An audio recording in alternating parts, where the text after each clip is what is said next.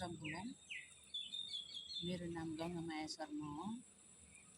अनि म लाचुथाङ चोकबाट हो। पञ्चपेली गेउटमा केयरटेकरको काम गर्छु म। अन्त यो वेस्टेज चाहिँ जलाउनु होइन रहेछ, अहिलेसम्म हामीलाई थाहा थिएन। जलाएर फ्याँक्थ्यो हामीले, तर यो वेस्टेजको धेरै काममा आउँदो रहेछ। हामीले वेस्टेज जलाउनु नहुने रहेछ। वेस्टेजले ब्यागहरू बुन्नु, कार्पेट बनाउनु केको ट्रेनिङ पायो हामीलाई। मलाई खुसी लाग्यो यो ट्रेनिङ पाउँदा। सबै वेस्टेज गरेर फ्याँकेर जलाएर फ्याँक्थ्यो, अब फ्याँक्नु नपर्ने रहेछ, सबै काममा आउने रहेछ हामीलाई। सबै कुरो यो फ्याँकेको वेस्टेजको पनि यति राम्रो सामान हुँदो रहेछ।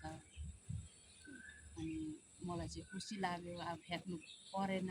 जतासुकै वेस्टेज गरेर बाटोतिर यस्तो भेट्दा पनि टिपेर ल्याएर सबै धुएर यस्तो गरेर बुनेर बेच्नु सक्ने रहेछ हामीले ट्रेनिङ पायौँ।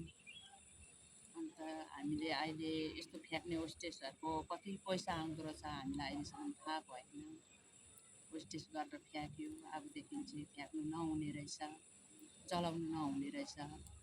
चामलको बोराहरू हामीले यस्तो ल्याएर खन्याएर यस्तो फ्याँक्थ्यो।